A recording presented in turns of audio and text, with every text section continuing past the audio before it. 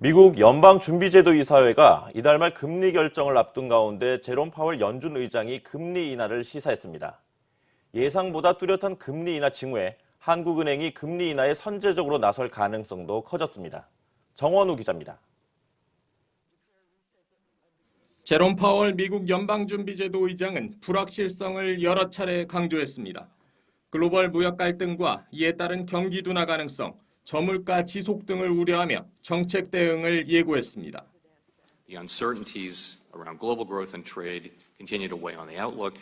In addition, inflation continues to be muted.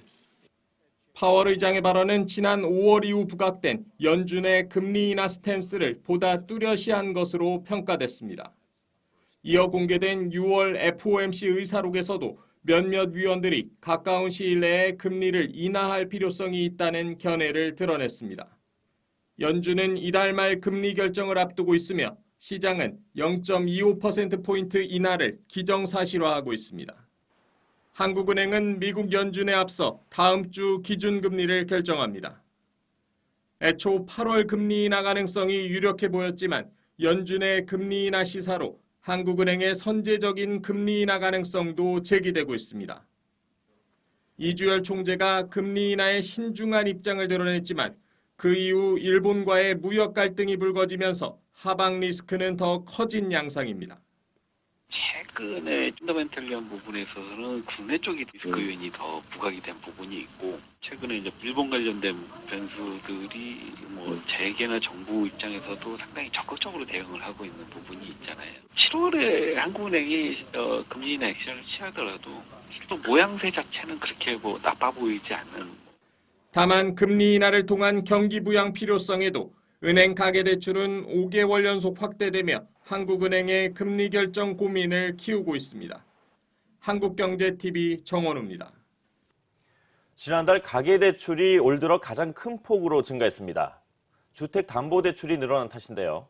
금리 인하에 대한 기대감에 시장금리도 계속 떨어지고 있어 하반기 가계대출 증가세는 더욱 두드러질 전망입니다. 지수희 기자입니다. 지난달 시중은행의 가계대출 잔액은 848조 9천억 원으로 집계됐습니다. 한 달 전에 비해 5조 4천억 원 늘어나며 올해 들어 최대폭으로 증가했습니다. 1분기만 해도 증가폭이 2조 원대였던 것에 비하면 증가세가 가팔라진 겁니다. 가계대출이 다시 꿈틀거리는 데는 주택담보대출이 크게 늘어난 점이 일조했습니다. 실제 지난달 주택담보대출은 3조 9천억 원 증가하면서 올해 들어 가장 높은 증가폭을 기록했습니다. 일단 전세자금 수요가 계속 있었고, 그리고 이번에 신규 아파트 입주 관련한 집단대출이 발생하면서 늘어난 겁니다. 일시적으로 소비가 늘어나는 계절적 요인이 사라진 신용대출은 증가세가 둔화됐습니다. 다만 1분기 증가폭이 마이너스였던 것과 비교하면 신용대출도 꾸준히 늘어나고 있는 추세입니다. 특히 대출 규제로 주택담보대출을 받기 어려워지면서 그 수요가 신용대출로 이어질 가능성도 높습니다. 대출에 대한 구성들이 바뀌기 시작하는 거죠. 예를 들어서 주택담보대출이 한 반 정도에서 60% 정도였는데 이게 신용대출 형태로 바뀌고 있습니다. 왜냐하면 DSR에 묶여있기 때문에 신용대출의 형태로 바뀌거나 이쪽으로 이동할 수 있는.